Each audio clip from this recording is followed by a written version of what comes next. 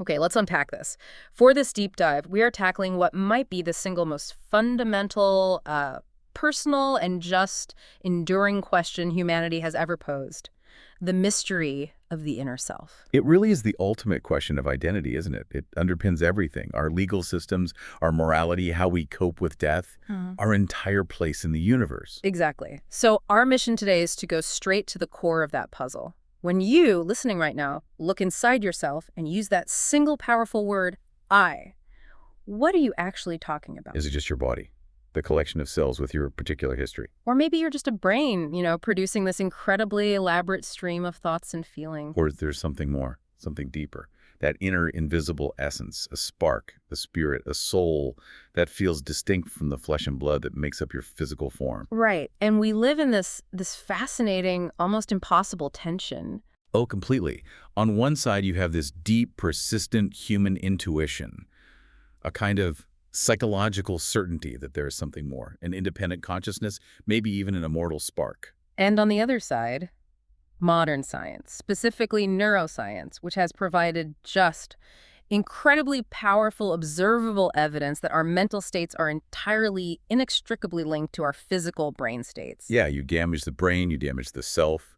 It's a one-to-one correlation that's almost impossible to ignore. So that's the conflict, the ancient intuitive belief in an invisible, maybe immortal self, clashing directly with these powerful, observable findings that suggest we might be, well, fully explainable in purely physical material terms. So are we embodied souls, or are we just highly complex biological machines? That's the spectrum we're going to explore. Our goal today is to give you a clear, comprehensive guide to how different philosophical traditions and major world religions have tried to navigate this exact divide. Let's do it. Before we can even jump into the great philosophical battles, we have to talk about vocabulary. We have to define our terms. Oh, absolutely. The word soul is a semantic landmine. It's just loaded with historical baggage. Right. If you ask 10 people on the street what a soul is, you'll probably get 10 slightly different answers.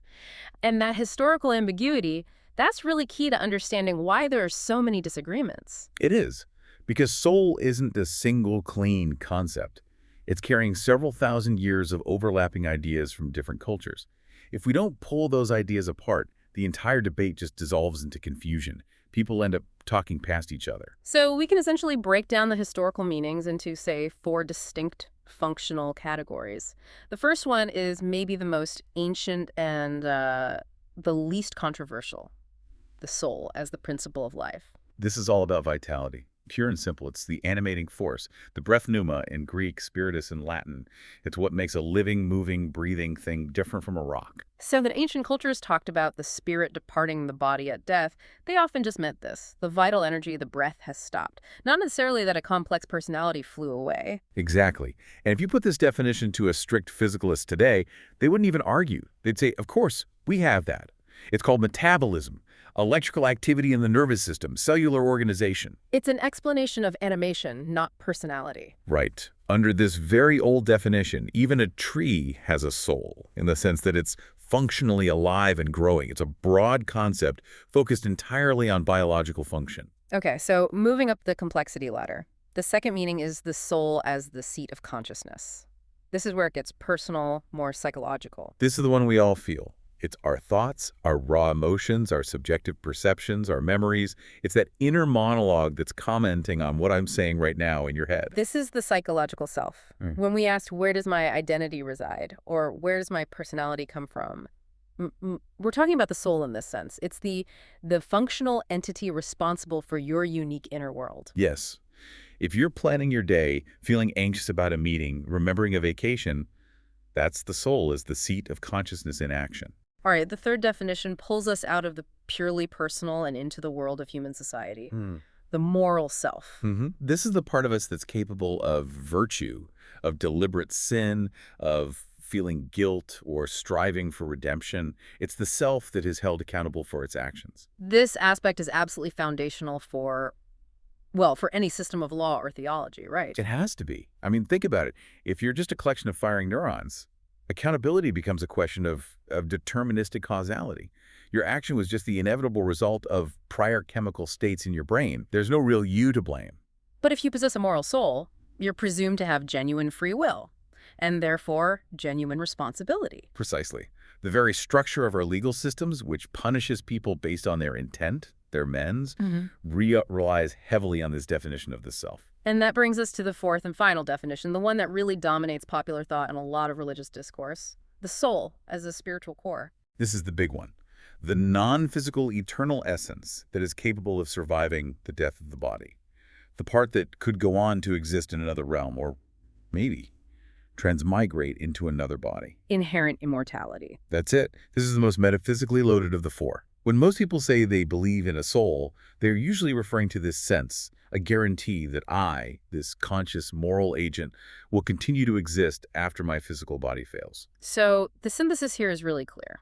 When someone denies the existence of the soul, They might just be denying definition for immortality while completely accepting definition 2 that we have consciousness. or to take another example, a Buddhist, they would firmly deny the spiritual core, this idea of a permanent, unchanging self. That's their central doctrine of anatta, no self. But they are intensely concerned with the moral self in consciousness. That's what karma and awareness are all about. Whereas a Cartesian dualist, who we'll get to, would embrace all four definitions and insist they all reside in a single non-physical substance. Exactly. So understanding these 4 layers, these 4 different jobs we've given the word soul, lets us see the nuance in the answers we're about to dive into. Okay, so here's where it gets really interesting. The moment we try to define what this mental self is, we immediately run into an even bigger question. How does it relate to the physical world? To your body and your brain? And philosophers have spent millennia trying to structure that relationship. Their attempts generally fall into 4 major camps. We're going to see everything from models that completely separate mind and body to ones that insist they're unified, and even some radical views that flip our basic assumptions about what reality is even made of. Let's start with the one that feels most intuitive to many people in the West. The first, and historically most popular model in the Western tradition, is substance dualism. It basically validates that gut feeling we all have that I am a thing and my body is a different thing that I happen to be using. Right. Substance dualism argues that reality is composed of 2 fundamentally different types of stuff, or substances. The first is material substance. That's bodies, brains, chairs, planets, everything that is extended in space that can be divided into parts and is subject to the laws of physics. And the second is mental substance, minds or souls.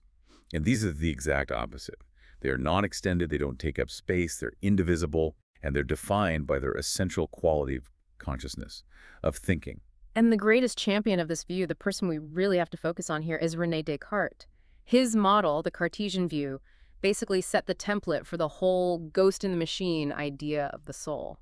Descartes was on this quest for absolute certainty. He decided to doubt everything he possibly could. He could doubt the external world. It might be a dream. He could doubt his own body. An evil demon might be tricking him. He could doubt his senses. But there was one thing he couldn't doubt. The act of doubting itself, which is a form of thinking. This led him to his famous conclusion: cogito, ergo sum. I think, therefore I am. He was absolutely certain he was a thinking thing, but he was not at all certain he was a body. And for him, that was the proof that the mind and body were distinct. The body was this mechanical thing, extended in space, divisible. The mind, however, was fundamentally non-extended, non-spatial, and simple, a thinking thing. And you can see the immediate appeal of this. It's immense.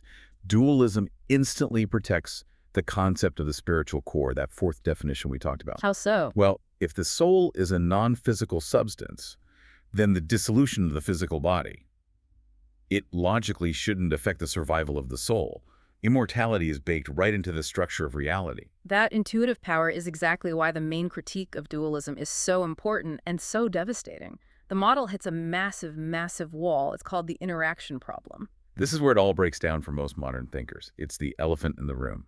If the soul is purely non-physical, if it lacks mass, energy, or location in space, how can it possibly exert physical force on the brain? How does your non-physical decision to pick up a coffee cup make your physical nerve endings fire and your physical muscles contract? And just as puzzling, how does a purely physical event, like a chemical imbalance in the brain or a blow to the head, instantly and profoundly alter the nature of that supposedly non-physical, indivisible mind? Descartes knew this was a problem. He was acutely aware of it. He even proposed a location for the interaction. He did. He pointed to the pineal gland, which he believed was the only part of the brain that wasn't duplicated in both hemispheres.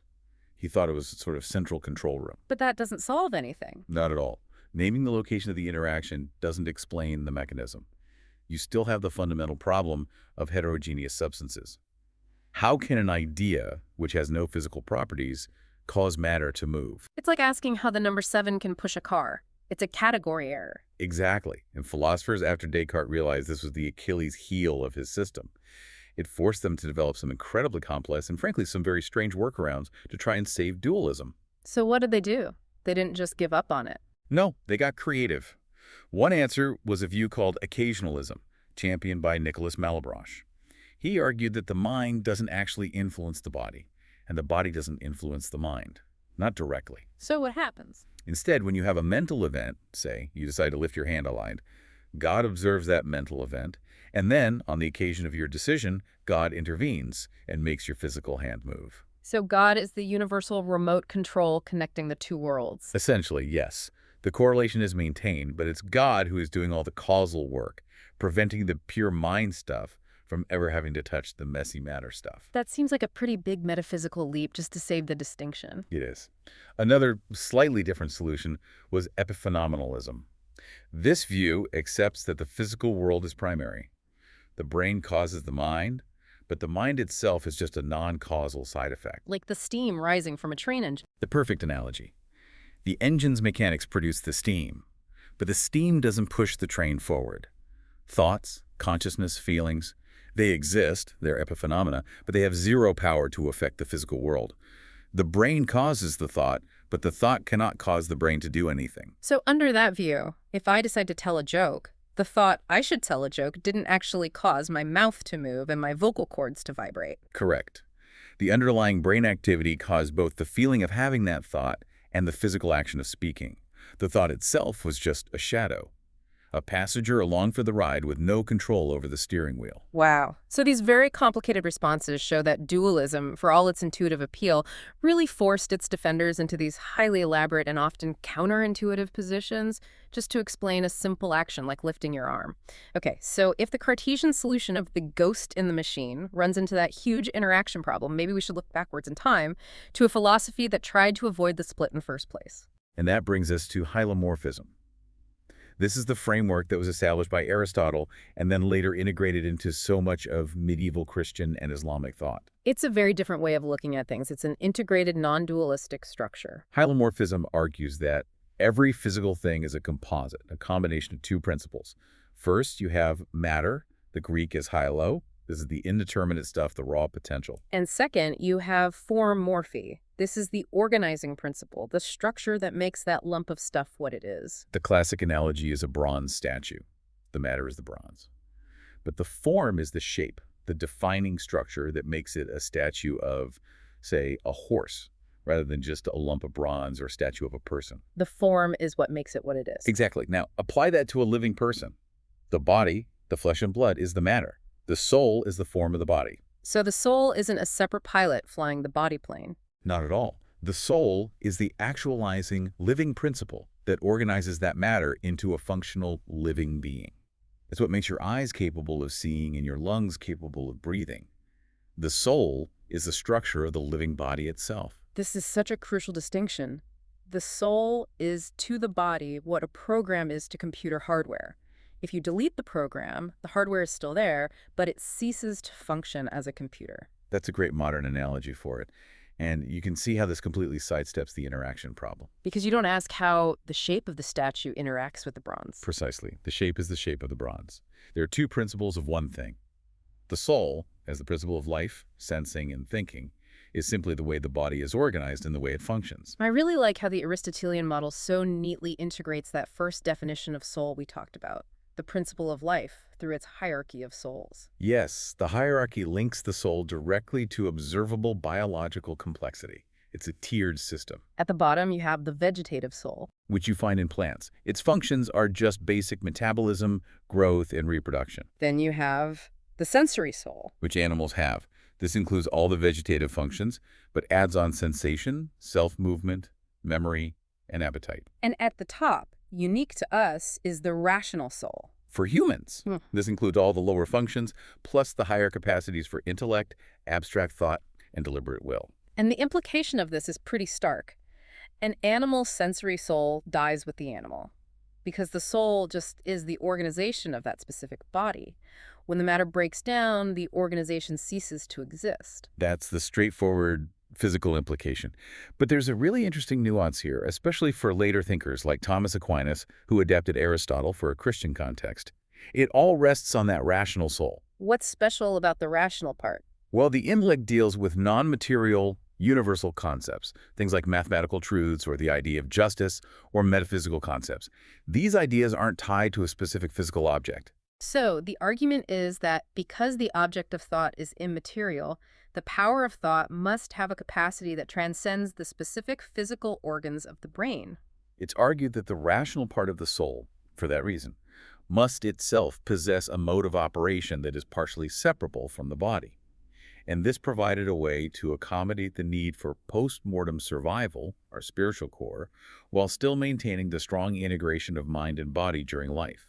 So it neatly dodges the Cartesian interaction trap. It does. It's kind of the ultimate middle ground between a non-physical ghost and a purely physical machine. Okay, so if dualism argues for two separate substances and hylomorphism argues for one composite structure, we now come to the view that dominates our modern era, materialism, or as it's often called, physicalism. And this model argues there's only one substance, and that's the physical stuff. This is the dominant modern view, and it's fueled almost entirely by the incredible success of empirical science. The core assertion of physicalism is that everything that exists, from galaxies down to your thoughts, is ultimately physical, or is at least dependent on the physical. Right.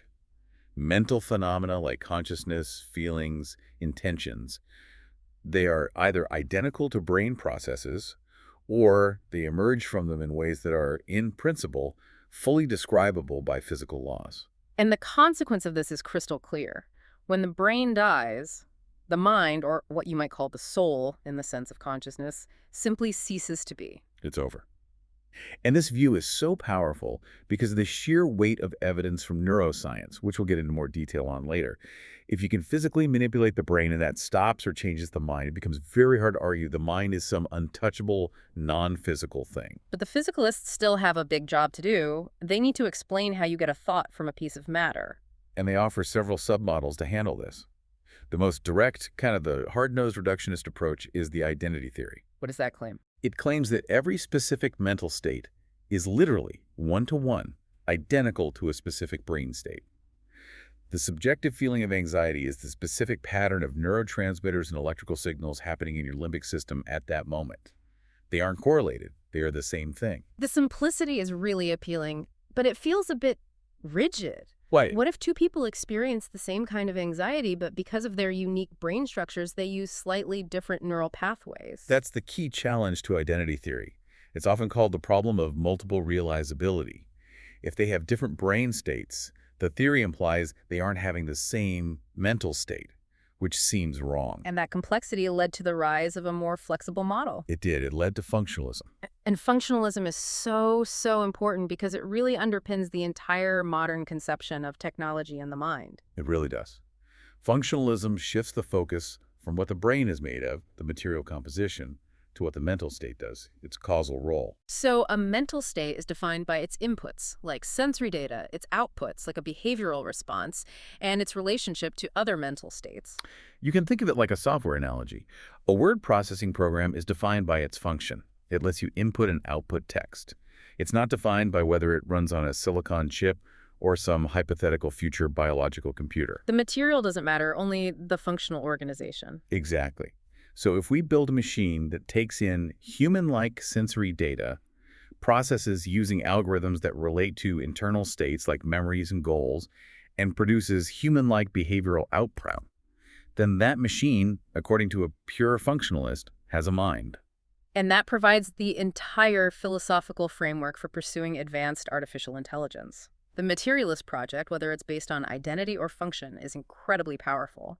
But we have to circle back to that ultimate unsolved challenge, the one that makes even the most committed physicalists pause, and that is qualia. The problem of qualia. It's the hard problem of consciousness. It's the raw, subjective, first-person feel of an experience. Physicalism is superb at explaining the objective function of the brain, but it seems to falter spectacularly when it tries to explain subjectivity. It really does. There's a famous thought experiment that illustrates why this is such a profound roadblock for physicalism. It's called Mary's room. Let's walk through it. Okay. Imagine Mary is a brilliant neuroscientist who has spent her entire life in a completely black and white room. She's never seen color. But from inside this room, she has learned everything there is to know about the science of color. She knows the physics of light wavelengths, the optics of the eye, the entire neural process of seeing color. She knows every single objective physical fact about the experience of seeing the color red. She knows it all, down to the last atom. Now, one day, the door to the room opens, and Mary steps outside and sees a red rose for the very first time. The question is, does she learn anything new? And intuitively, the answer is yes. Of course she does. She learns what it is like to experience red, that subjective quality. Exactly. And that's the problem. If physicalism is totally true, and mental states are identical to physical brain states, Mary already knew every physical fact there was to know. So if she learned something new, the subjective experience, the qualia, then the physical description of the world was incomplete. It suggests that reducing the mind to the physical might capture the structure and the function, but it misses something essential, this non-reducible felt aspect of consciousness. And this inability to explain the field of experience is what continues to push many philosophers and scientists away from a strict, purely materialist view of the mind. So if physicalism struggles so much to explain how non-conscious matter can suddenly produce consciousness, well, maybe we've got the whole premise backwards. What if matter isn't the primary thing? What if mind is? And that's the core of our fourth model, idealism. Idealism is the radical counterpoint to materialism. It posits that mind, or consciousness, is the most basic reality. The physical world isn't independent. It's dependent on, or maybe even entirely constructed by, mind. So the body, the brain, the entire physical universe only exists because it is perceived by a mind. In the most radical versions, like Bishop Berkeley's, yes. To be is to be perceived. The physical universe is, in some sense, an appearance within consciousness. The soul is the only thing that fundamentally exists. That's a huge leap. But there's a related view that's gotten a lot more traction recently, especially as a response to the hard problem of consciousness. Right, and that's panpsychism. Panpsychism tries to find a kind of middle ground between the starkness of physicalism and the radical nature of idealism. It suggests that a form of proto-consciousness, a very basic, simple, irreducible kind of mental experience, exists in all matter. So it's not that rocks are thinking or that chairs are sentient. Not at all. It's that the fundamental particles that make up the rock, the electrons, the quarks, have two sides. They have their physical properties that physics describes, like mass and charge, but they also have an intrinsic, basic mental aspect. And why is this seen as such an elegant solution to the hard problem? Because it completely sidesteps the question of emergence. Physicalism has to ask, how does consciousness suddenly pop into existence out of non-conscious matter? And panpsychism just answers, it doesn't. It was already there in a very simple form from the very beginning. So complex human consciousness is then just the result of a very complex organization, a highly elaborate arrangement of these basic universal mental aspects. Precisely. In this view, the soul isn't a separate ghost like in dualism or just a brain operation like in physicalism. It's a specific, highly structured focal point of a deeper universal consciousness that permeates all of reality. It reframes the entire debate. The mental isn't some weird anomaly in a physical universe. It's a basic, universal feature of reality itself. Okay, we've moved through some very abstract philosophical territory, from two substances to one universal consciousness. Now let's transition to the practical, to the lived experience. How have the world's major faith traditions defined the soul, and what purpose does that definition serve in their grand cosmic stories? This is where the concepts become embedded in daily life. For the Abrahamic faiths, Judaism, Christianity, and Islam, the soul is placed right at the center of a moral and relational universe. The definition is highly moralized. Here, the soul isn't just a thinking thing. It's intrinsically tied to a relationship with a creator God. Absolutely. There are a few core characteristics that run through these traditions. First, The soul is a divine creation. It's made by God. It's not an eternal part of God, which is a key difference from some Eastern views. Second, it's the seat of moral accountability. Right. It's the inner self that possesses free will, that stands before God, and is ultimately judged based on its moral actions in life. And third, it has a spiritual destiny. The state of your soul dictates your fate in the afterlife, heaven, hell, or some other state. So the soul is the mechanism for divine accountability. It ties our third and fourth definitions, the moral self and the spiritual core, into a single God-given entity. But there's a fascinating internal debate, especially within Christianity, about what happens after death. Some interpretations focus on a naturally immortal soul that just departs the body and lives on as a pure spirit. That's a very common view, heavily influenced by Greek philosophy, actually. But other interpretations, which are arguably more biblically literal or philosophically hylomorphic, they emphasize the need for the bodily resurrection of the whole person. And that's a key nuance. It's a huge one. Yeah. If you emphasize resurrection, you're arguing that the soul alone is incomplete. A disembodied soul is in an unnatural state. The full human identity, the person, requires the body as its form and structure. So survival, in this context, is achieved through a divine miracle at the end of time, where God restores the unified body and soul. Exactly. This ensures accountability for the whole person, not just the spirit. And it makes the body an essential part of the completed human experience, not just a temporary prison for the soul. Okay, moving east now. The entire metaphysical landscape it shifts completely. The main concern moves away from divine judgment and towards something else entirely. Toward escape.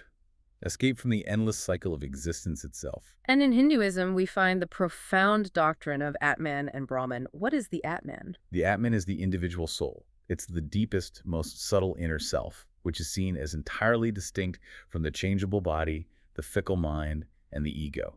It is the silent witness to all of that. So that sounds very much like the classic spiritual core we defined earlier, a permanent individual essence. It is, but with a monumental metaphysical twist.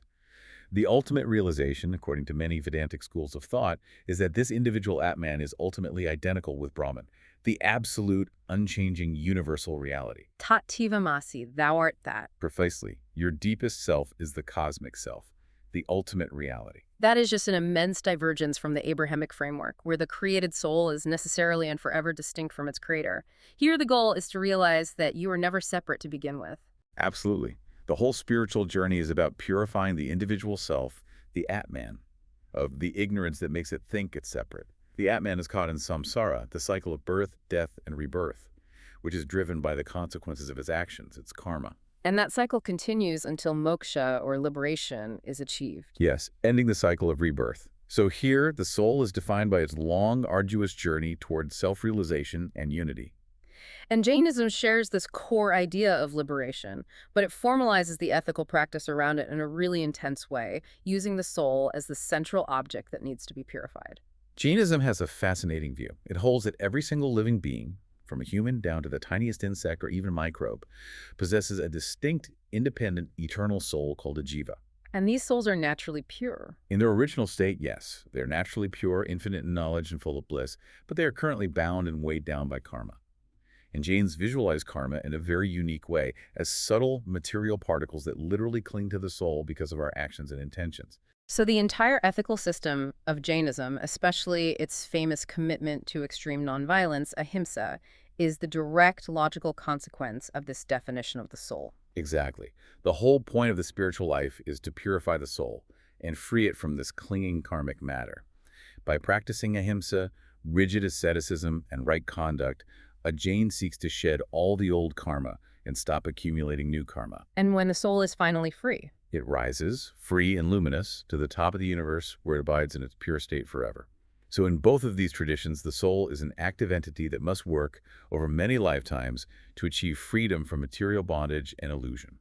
Now we come to what might be the most challenging doctrine in this entire deep dive, one that directly contradicts the very premise of a permanent soul that we've seen almost everywhere else. The Buddhist doctrine of anatta, or no self. Buddhism just radically denies the existence of a permanent, unchanging, eternal self or soul, the very Atman that Hinduism affirms. It does. From the Buddhist perspective, the search for a fixed I, or a persistent spiritual core, is rejected as a fundamental error. In fact, it's seen as a primary cause of suffering. So if I'm not a soul, what am I? That's the immediate, and for many people, the jarring question that comes up. The answer is that you are a temporary, constantly changing collection of processes. The Buddha taught that a person is just a convenient label.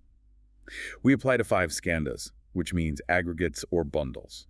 And these bundles are constantly arising and ceasing, like waves on an ocean. Exactly. Let's just quickly run through them. There's form, which is the physical body. There's sensation, the raw feelings of pleasant, unpleasant, or neutral. There's perception, which is the recognition and labeling of things, Then you have mental formations. which is a huge category. It includes all our choices, intentions, habits, and crucially, our karma. This is the engine of action. And finally, there's consciousness, the basic awareness that integrates the input of the other 4. So the person is just the momentary interaction of these 5 bundles. If you try to look for a permanent self that owns the bundles, you can't find one. The concept is empty. It's empty of any inherent fixed existence. Yeah. And clinging to the illusion that there is a permanent self is what causes attachment, craving, and ultimately suffering. Okay, this brings us to the great paradox.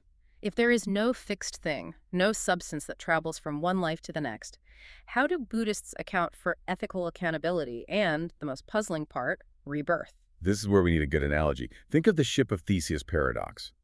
If you replace every single plank and sail on a ship over many years, is it still the same ship at the end? There's continuity, but no original substance remains. Right. And in the Buddhist view, a person is like that ship. There's continuity, but no fixed thing endures. So rebirth is not the migration of a soul substance. It's the continuation of a causal process. A causal continuity of karma. Precisely. The classic analogy used is one flame lighting another flame. When you light a new candle from an old one, no physical substance travels from the first wick to the second. But the process, the heat, the energy continues. The second flame is causally dependent on the first, but it is not the same flame.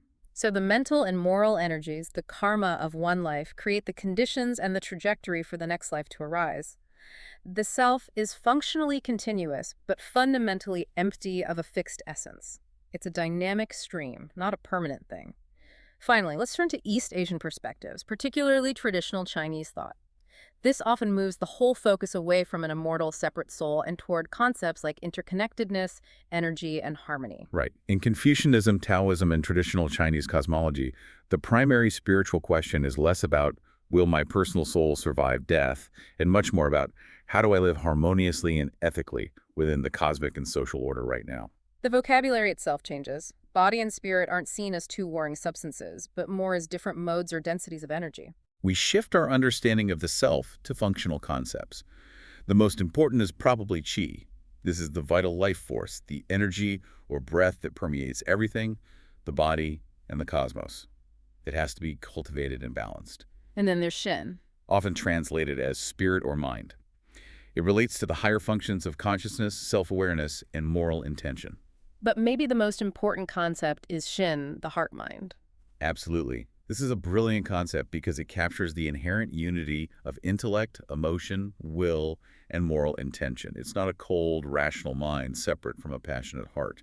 The Shin is the central processing unit for both thought and ethical feeling. And how does that connect to ethical practice? The quality of your Shin determines the quality of your actions and your relationships. In Confucianism, for instance, cultivating the Shin means ensuring your intentions are aligned with virtues like benevolence, Ren, and duty, Yi. The spiritual life isn't spent worrying about an afterlife for a separate soul, but ensuring the heart-mind is pure and functioning correctly here and now. So the goal isn't saving a piece of yourself from your body. It's about achieving ethical cultivation and relational balance. The individual self is defined by its role within the larger system, the family, the state, and the cosmos. Okay, we have spent millennia navigating these incredibly deep questions. Now let's bring all of those models, dualism, hylomorphism, anatta, Atman, and force them to confront the most powerful data generator in human history, modern neuroscience. And science has established a connection between the brain and the mind that is so tight, so intimate, that it makes the physicalist conclusion incredibly compelling. Any viable model of the self today has to account for this evidence. Let's start with the most dramatic evidence that supports the physicalist view, the impact of brain injury on identity. The classic case, of course, is Phineas Gage. He was a railroad foreman in the 19th century who had a horrific accident where an iron rod was blasted right through his frontal lobe. Miraculously, he survived. His physical body recovered. But his personality was fundamentally and permanently altered. Completely. He went from being a responsible, hardworking, well-liked man to being profane, unreliable, and unpredictable. His friends said he was no longer Gage. So if the soul is this indivisible, non-physical moral self, why would a purely physical injury, just matter affecting matter, so utterly corrupt that moral identity? It strongly suggests that moral decision-making, personality, what we think of as our core self, is rooted in specific physical brain structures. We see this in even more detail with modern split brain studies. Yes, in patients where the corpus callosum, the thick bundle of nerve fibers connecting the two hemispheres of the brain, is severed to treat severe epilepsy, the two hemispheres can start to operate almost independently. And the findings from these studies are just bizarre. They are. A patient might verbally report seeing an object that was shown to their left hemisphere, which controls language, but their right hemisphere, when prompted non-verbally, say, by asking them to draw what they saw with their left hand, will indicate that it saw something else entirely. You effectively have two separate streams of consciousness inside one skull. And if the soul is indivisible, as Descartes insisted, how can dividing the physical brain result in dividing the single self? And finally, there's the sheer predictive power of external manipulation. Right. Whether it's through drugs, anesthesia, or direct electrical simulation of the brain, we can turn consciousness on and off like a light switch. We can alter memory recall, induce hallucinations, and fundamentally change emotional states simply by modifying the brain's chemistry or its electrical activity. The evidence just overwhelmingly supports the idea that what you call soul is what your brain is doing. The complexity of the biological operation is the experience. And that can be a truly terrifying thought, that everything you experience, from your deepest love to your highest moral ambition, is just a form of chemical clockwork, susceptible to a simple electrical surge or a change in blood sugar. It's the honest conclusion that the data seems to force us toward. It does. However, even with all this robust data, the physicalist framework still struggles with those deep, unanswered questions. The hard problem of consciousness is still number one. We still don't know how. We can measure the precise neural correlates of fear. We can see the firing patterns in the amygdala. We know exactly what's happening objectively, but we cannot explain the switch from that objective, measurable firing to the subjective, terrifying feeling of being afraid. Why does this physical activity feel like something at all? That is the central limit of reduction. Which leads to the second big mystery. Is consciousness even necessary? Right.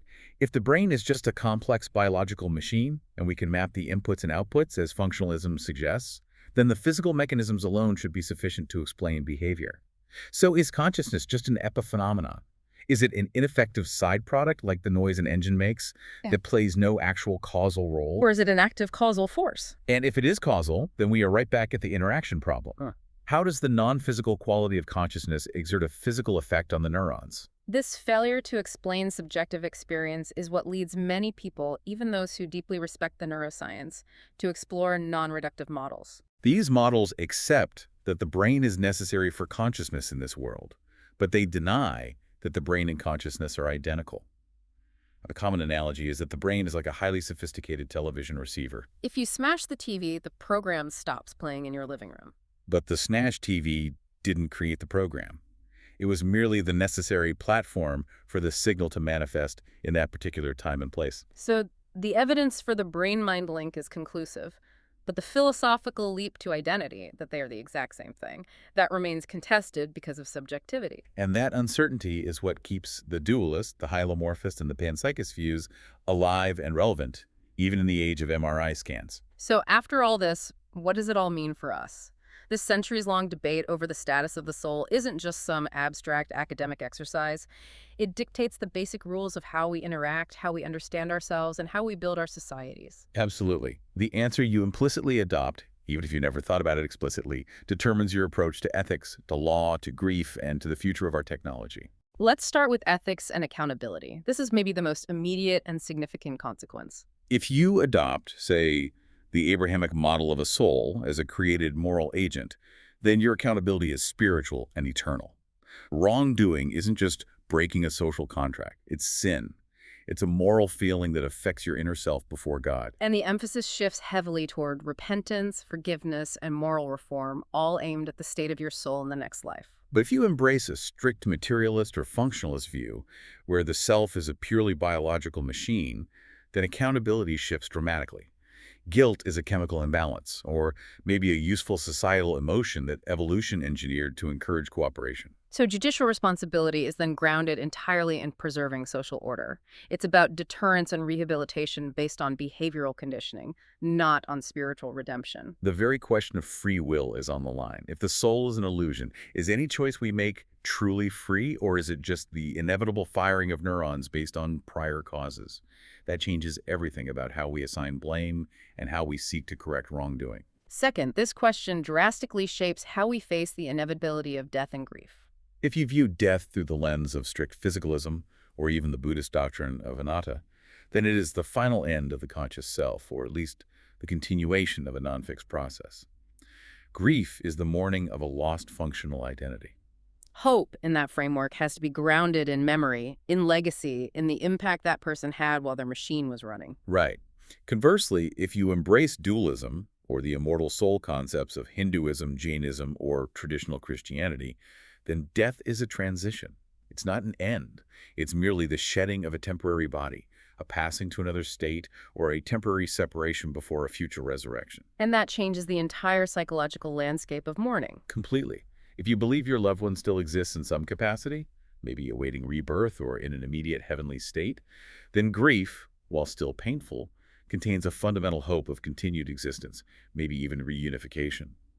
Our definition of the soul directly informs how we cope with ultimate loss. The third major stake here is human dignity. Why do we assign such unique, intrinsic value to the human species? Historically in the West, human dignity was often derived from the idea that we possess a rational soul. That was the thing, the distinct capacity for reason and spiritual connection that set us apart from the rest of the animal kingdom. God's image was in that soul. So if we discard the soul as a unique substance, where does our dignity come from? Where do we ground it? Physicalists and many secular philosophers would ground dignity in our unique level of complex rationality, our profound capacity for both creating joy and experiencing suffering, or our extreme vulnerability and interdependence. The source of dignity changes from an intrinsic non-physical substance to a descriptive set of capacities. Or maybe a relational status. We assign dignity to all humans because they share these common, complex attributes. Exactly. It becomes a choice we make as a society, rather than a metaphysical fact. And this feeds directly into our final and maybe most pressing modern question, technology and AI. This is where we're forced to test the limits of our self-definition in real time. Yes. If we create artificial intelligences that are capable of highly sophisticated learning, of simulating emotion, of producing truly creative output, the philosophical battle lines we've been discussing instantly become practical and moral lines.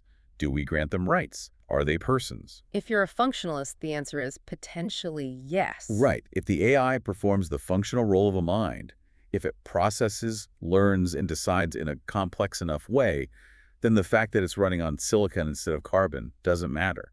The AI is a new form of personhood. But if you're a dualist, or a traditional Abrahamic thinker, or hylomorphist focused on biological form, then the answer is emphatically no. The quality of a soul is uniquely tied either to biological life or to the divine breath of a creator or a specific non-replicable divine act. It's not something you can manufacture. the philosophical definitions we've just explored are going to be the foundation of global policy toward advanced AI in the next few decades. This isn't abstract anymore. Not at all. And the sheer diversity of answers humanity has come up with is just breathtaking. We've seen everything from a created, immortal soul judged by God, to the Atman being identical with ultimate cosmic reality, to a purely functional stream of processes with no fixed self, to a physical mind based in the brain or specific organization of a universal conscious ground. This has been a massive journey. We've spanned millennia of human thought in a single deep dive, and I think we've established that the question, do you have a soul, isn't a simple yes or no. It requires us to first ask, which of the four historical definitions are we even talking about? And we've seen That the model you choose, be it the split screen of Cartesian dualism, the unified organization of hylomorphism, the stark monomism of physicalism, or the universal mind of panpsychism, carries profound, life-altering consequences for how you understand morality and your own mortality. The philosophical quest to define the self is perfectly mirrored by the spiritual quest we see in every culture. Whether the ultimate goal is resurrection, liberation, or cosmic harmony, humanity is constantly attempting to draw a line around that mysterious entity we all call I. And that resistance to symbol reduction, whether it's the mystery of qualia that stumps science or the need for a non-physical moral agent in theology, it brings us all back to that final, vital question that you carry with you every single day. What is the core of a person? And what, if anything, in your unique memories, your subjective experience of pain and joy, or your moral commitment, can never, even in principle, be reduced to just something happening in the brain? That feeling of resistance, that question. That's the ongoing human quest to understand who we really are.